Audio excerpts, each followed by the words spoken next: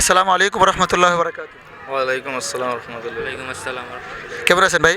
আলহামদুলিল্লাহ ভাই। ভালো আছেন ভাই? আলহামদুলিল্লাহ। আলহামদুলিল্লাহ আলহামদুলিল্লাহ, আল্লাহ তাআলার শুকরিয়া। আপনাদের ভাই ভালো আছে ভাই? কোথা থেকে আসছেন ভাই? চাঁদপুর থেকে আসছি ভাই। চাঁদপুর থেকে ভাই। আমার বাড়ি দাউদকান্দি কুমিল্লা থেকে আসছি।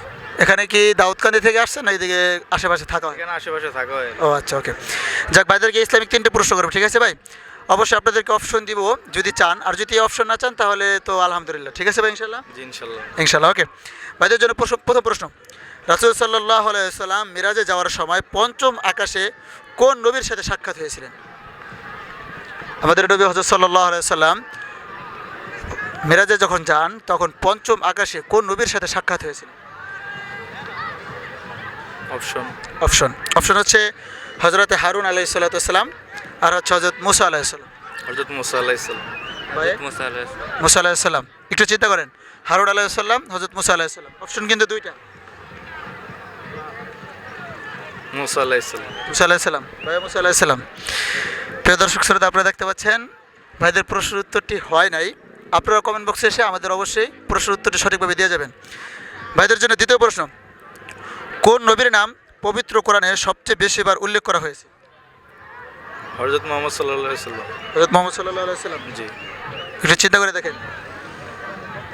হযরত মুসা আলাইহিস সালাম, হযরত মুহাম্মদ সাল্লাল্লাহু আলাইহি সাল্লাম। হযরত মুহাম্মদ সাল্লাল্লাহু আলাইহি সাল্লাম। হযরত মুহাম্মদ সাল্লাল্লাহু আলাইহি সাল্লাম ভাই। হযরত মুহাম্মদ সাল্লাল্লাহু আলাইহি ওয়াসাল্লাম। হযরত মুহাম্মদ সাল্লাল্লাহু আলাইহি সাল্লাম। দুঃখিত, ভাইদের দ্বিতীয় প্রশ্নের উত্তরটিও সঠিকভাবে হয় নাই। ভাইদের জন্য তৃতীয় প্রশ্ন, আল্লাহ তাআলা ফেরাউনের তওবা কবুল না করার কারণ কি ছিল? এটা একদম ইজি, এই দুটো থেকে একটা বেছে নেন। অপশন হচ্ছে বেশি পাপ করার কারণে, আরেকটা অপশন হচ্ছে যে মৃত্যুর সময় তওবা করেছিল এই কারণে। মৃত্যুর সময় তওবা করেছিল।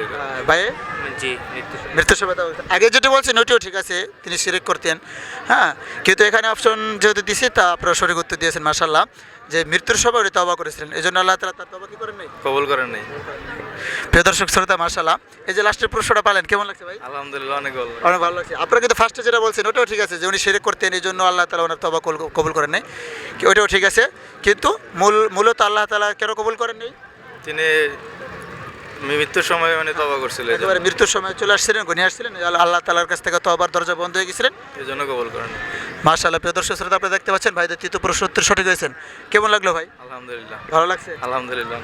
জি ভালো। ঠিক আছে, ইনশাআল্লাহ ভাই মাঝে মাঝে আসবেন, আমাদের ইসলামিক কুইজ অংশগ্রহণ করবেন, ঠিক আছে ইনশাআল্লাহ।